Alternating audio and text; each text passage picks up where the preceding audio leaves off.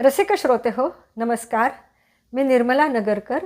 संस्कृत सुभाषित सौरभमध्ये आपलं अगदी मनःपूर्वक स्वागत आहे.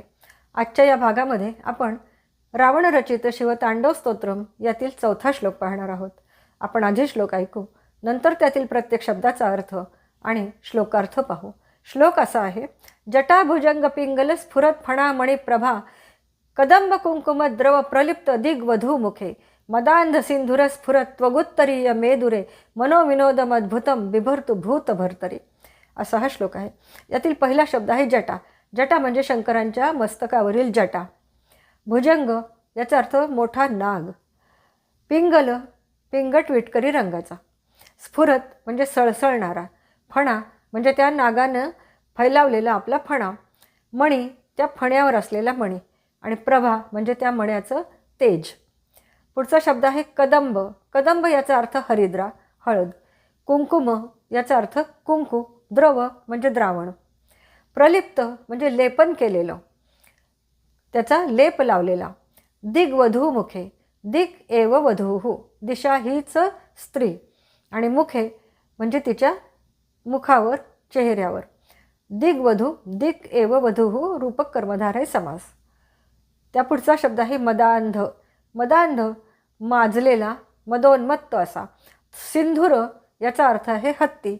स्फुरत म्हणजे थरथरणारं, हलणारं. त्वक याचा अर्थ त्वचा.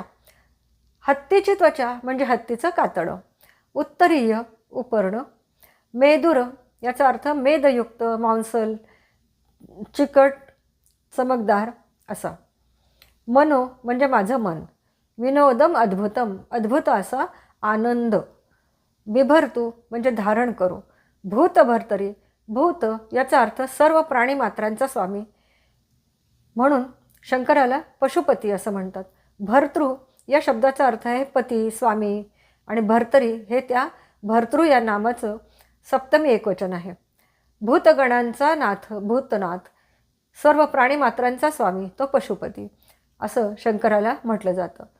आणि त्या भूतनाथाच्या ठाई भर्तरी, भूतभर्तरी याचा अर्थ असा आहे की त्या भूतनाथाच्या, त्या पशुपतीच्या ठाई. आपण पूर्ण श्लोकाचा अर्थ बघूया. जटांना विळखा घातलेल्या पिंगट विटकरी रंगाच्या मोठ्या नागाच्या फैलावलेल्या फण्यावरील मण्याच्या तेजाने दिशारूपी स्त्रीच्या मुखावर हळदी कुंकवाच्या द्रावणाचं लेप करणारा आणि ज्याने मदोन्मत्त माजलेल्या हत्तीचं थरथरणारं कातडं पांघरलेलं आहे उपरण्यासारखं, त्यामुळं जो स्निग्ध वर्ण दिसत आहे, अशा या पशुपतीच्या ठाई, भूतनाथाच्या ठाई माझ्या मनाला अद्भुत आनंद प्राप्त हो. माझ्या मनाचं मनोविनोदन माझ्या मनाने धारण करो, असा याचा अर्थ आहे. आता यातील एक कल्पना आपल्याला थोडीशी बघायची आहे. कदंब कुंकुम द्रव म्हणजे हळदी कुंकवाचं द्रावण. तर ते कसं काय? तर दशदिशांमध्ये जो पिवळसर, लालसर, केशरी प्रकाश पसरलेला असतो, तो म्हणजे त्या शंकरांच्या मस्तकावरील नागाच्या मण्याचं तेज आहे.